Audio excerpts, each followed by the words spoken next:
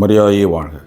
அன்பான மரியணி கணப்போர் YouTube channel நேயர்களே, உங்கள் அனைவருக்கும் தேவனின் திருப்பெயரால் வாழ்த்துக்கள்.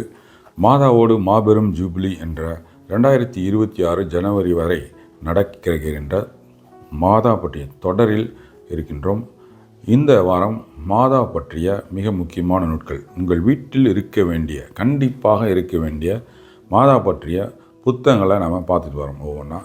இந்த வீடியோவில் அப்படிப்பட்ட ஒரு அருமையான புத்தகம் ஜெபமாலையின் ரகசியம் அப்படின்ற புத்தகத்தை பற்றி தான் இன்றைக்கி பார்க்க போகிறோம்.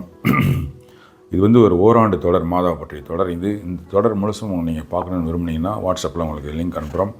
நீங்கள் MMJ அப்படின்னு டைப் பண்ணி உங்களுடைய பேர், ஊர் அதை போட்டு வாட்ஸ்அப்பில் கீழே போயிட்டுருக்கிற நம்பருக்கு அனுப்பிச்சிங்கன்னா இந்த ஓராண்டு தொடர் மாதாவை பற்றிய அரிய தகவல்கள் உங்களுக்கு வாட்ஸ்அப்லேயே லிங்கில் வந்துடும், பார்த்துக்கலாம் நீங்கள். ஸோ இன்றைய தலைப்பு, நம் வீட்டில் இருக்க வேண்டிய, கண்டிப்பாக இருக்க வேண்டிய மாதா பற்றிய புத்தகம் ஜெபமாலையின் ரகசியம். நிறைய பேர் பார்த்திங்கன்னா ஜெபமாலை சொல்கிறதுக்கு முடியல, என்னால் கஷ்டமாக இருக்குது, என்னால் சொல்லவே முடியல. ஒரு நாளைக்கு 53 மணி ஜெபமாலைலாம் என்னால் நினச்சி பார்க்க முடியல, என்னால் என்னன்னே தெரில, ஜெபமாலைக்குன்னு உக்காந்தனாவே முடியல அப்படின்வாங்க. இது ஒரு டைப்பு. இன்னொன்று, பிரதர் ஜெபமாலை சொன்னாவே கஷ்டங்கள் வருது அப்படின்றாங்க. அது ஒரு குழுவினர் அப்படியும் இருக்கிறாங்க. கஷ்டங்கள் வர்றது, தடைகள் வர்றது, ஜெபமாலையே செய்ய முடியல, இது எல்லாமே பார்த்திங்கன்னா உண்மை அல்ல. நமக்கு நிறைய நேரம் இருக்குது, நம்ம ஜெபமாலை செய்கிறதில்ல. ஜெபமாலை செஞ்சோம்னா கண்டிப்பாக செஞ்சுக்கிட்டே இருப்போம், அதிகமாக செய்வோம், அது அடுத்த லெவல். சரி, இந்த புத்தகம் எதை சொல்லுது? ஜெபமாலையின் ரகசியம் என்ற இந்த புத்தகம் அச்சிஸ்டர் மான்ஃபோர்ட் எழுதினது. மிக அருமையான புத்தகம், கண்டிப்பாக நம்ம வீட்டில் இருக்க வேண்டிய புத்தகம். ஜெபமாலை பற்றிய எல்லா தகவலுமே இதில் இருக்குது. இந்த புத்தகத்தில் அதில் பார்த்திங்கன்னா குருக்களுக்கு தனியாக, பாவத்தில் இருப்பவர்களுக்கு தனியாக, பக்தியுள்ள ஆன்மாக்களுக்கு, சிறுவர்களுக்கு, இவங்களுக்கெல்லாம் ஜெபமாலை பற்றி சொல்கிறதுக்கான பொருளடக்கம் இதில் இருக்குது. அப்புறம் ஜெபமாலையில் வரும் ஜெபங்களை பற்றி குறிப்பு. நம்ம இப்போ விசுவாச பிரமாணம் இருக்குது, பரலோகத்து மந்திரம் இருக்குது, அருள் இந்த மாதிரி இருக்குது. இதெல்லாம் தனித்தனியாக அந்த ஜெபங்கள் எப்படியாப்பட்டவை, அதனுடைய வரலாறு என்ன, நமக்கு தெரியாத தகவல்லாம் அந்த ஜெபங்களை பற்றிய விவரங்கள்லாம் இதில் இருக்குது. அப்புறம் ஜெபமாலையால் விளையும் நன்மைகள், மிக முக்கியமான டாபிக். அந்த விவரங்கள் இந்த புத்தகத்தில் இருக்குது.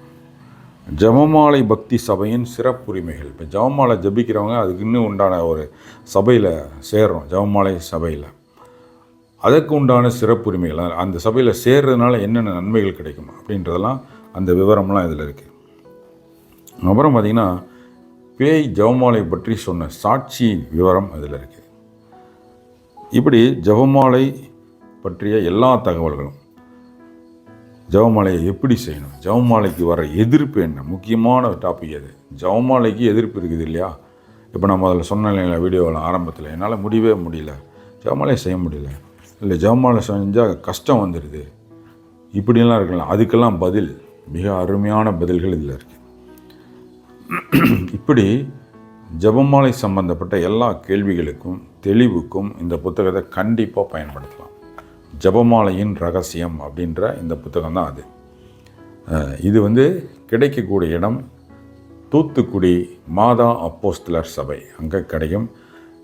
உங்களுக்கு ஸ்க்ரீனில் வந்துட்டுருக்கிற அந்த நம்பருக்கு நீங்கள் கால் பண்ணி பேசுனீங்கன்னா, பேசிவிட்டு இந்த புத்தகத்தோட விலை என்னன்னு கேட்டு தெரிஞ்சுக்கிட்டு நீங்கள் ஜிபே மூலம் பணம் அனுப்பிச்சிட்டிங்கன்னா உங்களோட புத்தகத்தை உங்கள் வீட்டுக்கு அனுப்பிச்சிடுவாங்க அவங்க பார்சலில். அதனால் இந்த தமிழில் கிடைக்கக்கூடிய மிக அருமையான மாதா பக்தி பற்றிய இந்த புத்தகத்தை வாங்கி உங்கள் வீட்டில் வைங்க, குழந்தைங்களுக்கு படிக்க வைங்க. எல்லாரும் இதை படித்து ஜெபமாலை பக்தியை அருமையாக நம்ம செய்கிறதுக்கு உண்டான வரத்தை பெறலாம் இந்த புத்தகத்தை படிக்கிறது மூலம்.